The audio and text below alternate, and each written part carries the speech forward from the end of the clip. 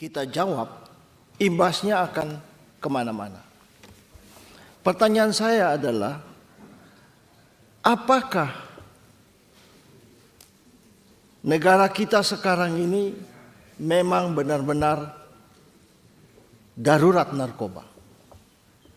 Kami mohon agar Kepala BNN dan jajarannya bisa menjawab kepada kami, memberikan suatu gambaran. Karena kalau memang benar kita ini sudah darurat narkoba, maka kita harus menyusun langkah-langkah strategis, langkah-langkah taktis bagaimana untuk mengatasi keadaan darurat ini. Ini bukan berkaitan saja mengenai anggaran, berkaitan dengan yang lain, tetapi berkaitan dengan politik hukum kita, kebijakan pemerintah, dan dukungan dari DPR. Kalau saya melihat ke belakang, ambil contoh mengenai anggaran saja. Tugas dari BNN begitu besar, anggarannya cuma 2 triliun. Kalau tadi gambar yang tadi disampaikan oleh Kepala BNN, ini kan hanya menyangkut sebagian setengah dari negara kita, ya, Sumatera, Kalimantan, Sulawesi. Bagaimana dengan bagian timur? Kebetulan saya dari Indonesia Timur, dapil saya di Papua Tengah, provinsi baru nih Pak Kepala BNN, di mana ibu kotanya Nabire Timika. Di sana hanya ada satu BNN, yaitu BNN Kabupaten Mimika. Anggotanya cuma 20 orang. Kantornya juga pinjam. Ya, anggarannya berapa? 120 berapa gitu. Ya, dipimpin oleh, mohon maaf, seorang yang berpangkat kompol kalau nggak salah. Padahal di Papua ini juga daerah yang harus kita berpikir lebih dalam. Apa yang tadi disinyalir oleh senior kami Pak Syarifuddin Suding, karena ini daerah konflik, apakah ini narkoba bisa juga dipakai untuk bagaimana membuat kacau tempat kita? Ada tentara, ada BRIMOB di sana yang bertugas 9 bulan, 1 tahun, sepi, jauh dari keluarga, dari banyak ancaman. Apakah narkoba bisa dipakai? Kita juga nggak tahu. Tapi yang jelas keadaan di sana juga luar biasa. Nah, ini yang perlu kita pikirkan.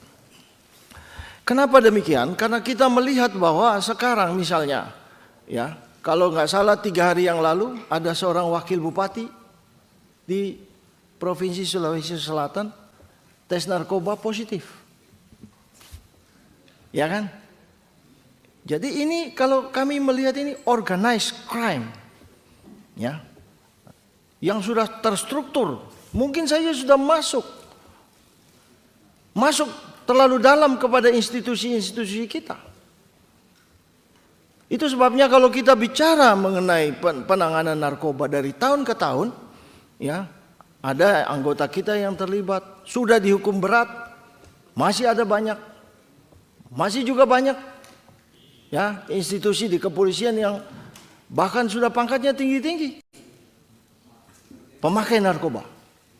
Ya, memang pimpinan Polri sudah memberikan kebijakan tidak pandang bulu, tapi ini kan semua. Nah, saya kembali lagi ini pertanyaannya, ya kan? Kalau demikian bahwa kita ini sudah berada di dalam keadaan darurat narkoba, maka penanganan kita tidak lagi sepele seperti ini. Ya, anggaran yang 2 triliun ini kalau boleh dinaikin. Bahkan saya mengatakan 10 kali lipat pun juga belum tentu bisa selesai. Indonesia begini besar, ya, laut kita begini luas, bagaimana kita mengatasinya? Ya, saya kemarin berkunjung ke Polda Banten, membahas juga mengenai narkoba. Di dalam lapas ditaruh CCTV, nggak komunikasi dengan telepon, komunikasi lewat CCTV. Dengan jaringan wifi wifi bisa ngomong. Dia instruksikan wifi-nya tuh apa? Kameranya 360 derajat. Nah, dia instruksikan cara membuatnya bagaimana. Nah, yang di sana terima. Ini udah canggih betul. Telepon sudah tidak dibutuhkan. Tinggal pasang CCTV. Ya kan? Kalau kemudian menjadi kita darurat narkoba, maka kita butuh perintah dari presiden untuk bagaimana kita memberantas. Salah satu cita presiden adalah memberantas narkoba. Dan apa yang dikatakan oleh Pak Suding tadi betul, dalam sejarah ya, bangsa Cina itu dipermalukan luar biasa.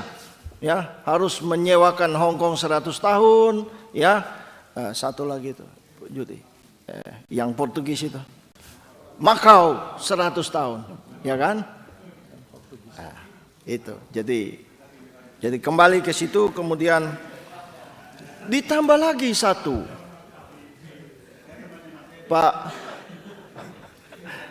Pak Kepala BNN dan jajarannya. Sekarang ini kita harus menangkap arah politik hukum kita ke depan. Dengan berlakunya KUHP baru, di mana kebijakan penahanan itu mulai diperlonggar, maka ini sesuatu ancaman bahaya yang lebih besar. Misalnya pidana mati itu menjadi pidana bersyarat. Orang nggak takut lagi. Ya, sudah datang ditangkap ya, bawa 1 ton sabu-sabu, ditangkap dihukum mati, kan diberi waktu 10 tahun. Kebijakannya kalau dia baik bisa dirubah. Ini semua harus menjadi suatu antisipasi kita ke depan.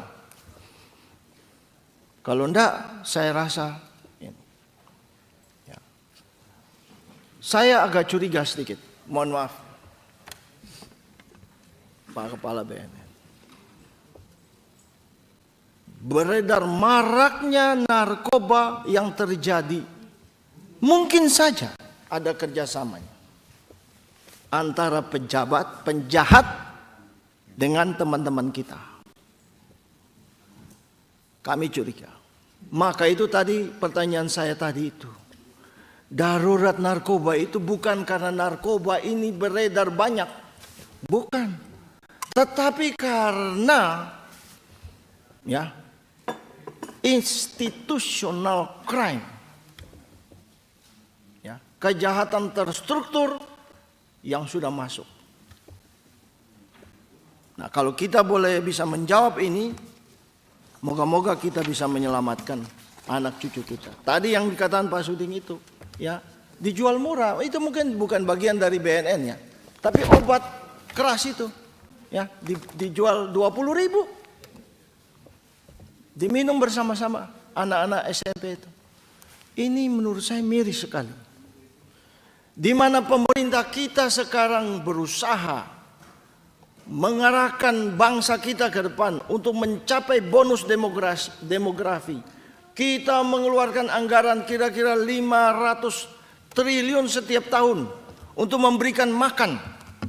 Tapi di sisi lain kita digerogoti dengan obat-obatan yang luar biasa ini. Nah, kita mohon suatu tanggapan. Kira-kira demikian pertanyaan saya. Terima kasih. Selamat siang.